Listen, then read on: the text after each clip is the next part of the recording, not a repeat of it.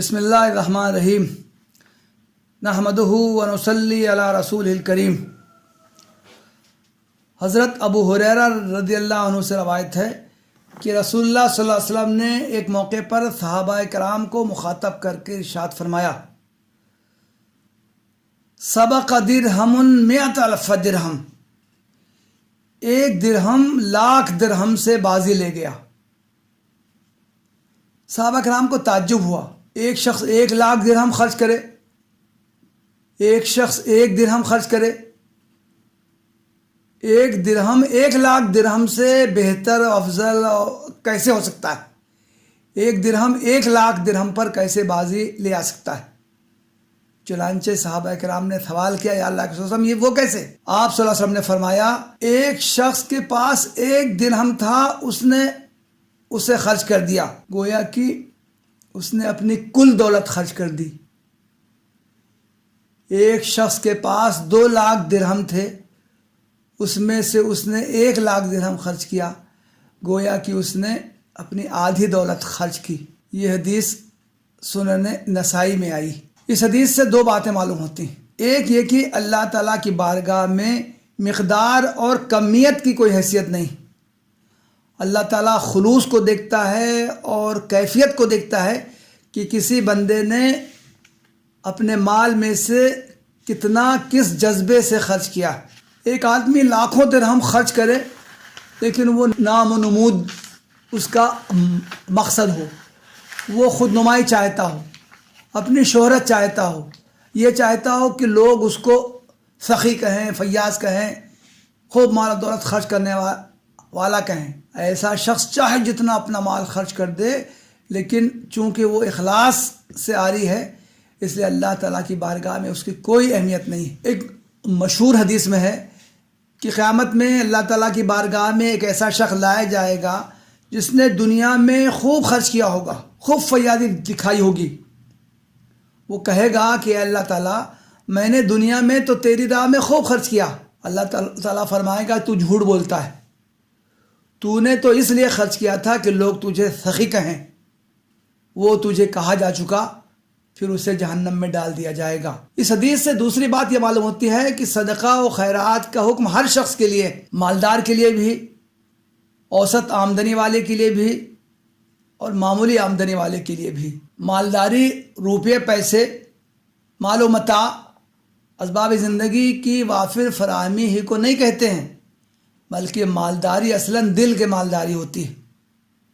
ایک حدیث میں اللہ کے رسول صلی اللہ علیہ وسلم نے ارشاد فرمایا، لیس الغنی عن کثرت العرض ولکن الغنی غنی النفس۔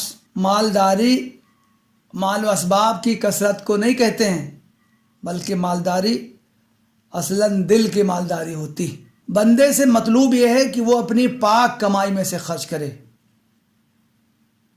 جو مال وہ خرچ کر رہا ہے وہ چاہے جتنا کم ہو، لیکن اگر وہ صدق دل سے صرف اور صرف اللہ تعالیٰ سے اجر کی امید میں اسے خرچ کرے گا تو اللہ تعالیٰ اسے شرف قبولیت بخشے گا، اس کے اجر میں برابر اضافہ کرتا رہے گا۔ ایک حدیث میں اس کی تعبیر ان الفاظ میں آئی ہے، اللہ کے رسول صلی اللہ علیہ وسلم نے ارشاد فرمایا، من تصدق بعدل تمرۃ من کسب طیب، جو شخص اپنی پاکیزہ کمائی میں سے ایک کھجور کے برابر ہی کچھ خرچ کرے گا، اللہ کے رسول صلی اللہ علیہ وسلم نے مزید فرمایا، ولا يقبل اللہ الا الطیب، اللہ تعالیٰ تو صرف پاکیزہ کمائی ہی کو قبول کرتا ہے۔ آپ نے مزید فرمایا، وَإِنَّ اللَّهَ يَتَقَبَّلُهَا بِيَمِينِهِ، آدمی جو کچھ خرچ کرتا ہے اللہ تعالیٰ اس کو اپنے دائیں ہاتھ میں لیتا ہے۔ بعض حدیث میں تو کہا گیا کہ اللہ تعالیٰ کے دونوں ہاتھ دائیں ہیں، گویا کہ دایاں بایاں یہ تو ہم اپنے اعتبار سے استعمال کرتے ہیں۔ اللہ تعالیٰ کے ہاتھ ہے کیسے ہیں، یہ باتیں ہمارے سمجھنے کی نہیں ہیں۔ اس کا مطلب یہ کہ اللہ تعالیٰ انسان جو کچھ خرچ کرتا ہے اللہ تعالیٰ اس کو قبول کرتا ہے، ثم یربیہا لصاحبہ کما یربی احدکم فلوہ حتی تکون مثل الجبل۔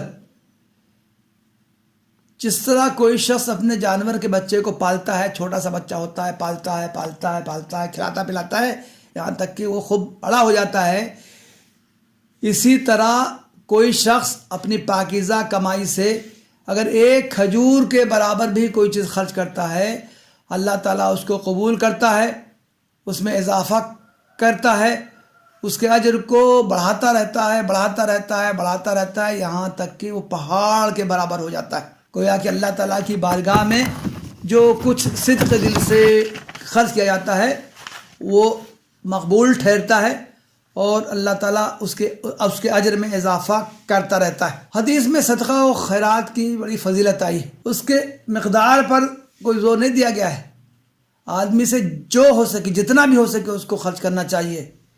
چنانچہ ایک حدیث میں آیا ہے کہ اللہ کے رسول نے فرمایا اتقوا النار ولو بشق تمرہ، لوگو جہنم سے بچنے کی کوشش کرو چاہے کھجور کا ایک ٹکڑا ہی صدقہ کر کے۔ حضرت اسماء بنت ابی بکر رضی اللہ عنہا جو ام المومنین حضرت عائشہ کی بڑی بہن تھیں، شادی کے بعد ان کی زندگی غربت و اسرت کی زندگی تھی۔ ان کے شوہر حضرت زبیر ابن عوام غریب تھے، ان کے پاس زیادہ مال و دولت نہیں تھا۔ ایک مرتبہ حضرت اسماء نے اللہ کے رسول صلی اللہ علیہ وسلم سے دریافت کیا، اے اللہ کے رسول میرے پاس زیادہ مال نہیں رہتا ہے، کچھ معمولی جو کچھ میرے شوہر مجھ کو دیتے ہیں بس اتنا ہی میرے پاس رہتا ہے، کیا میں اس میں سے خرچ کر سکتی ہوں؟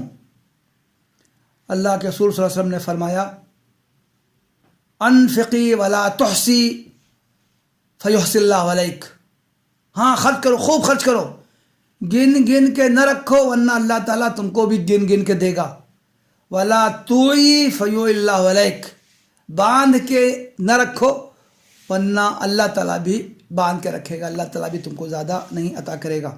اللہ کے رسول صلی اللہ علیہ وسلم نے صدقہ و خیرات کی مختلف طریقے سے ترغیب دی ہے۔ ایک شخص نے سوال کیا اللہ رسول میرے پاس صرف 1 دینار ہے، میں اس کو کہاں خرچ کروں؟ آپ نے فرمایا تم اس کو اپنے اوپر خرچ کرو۔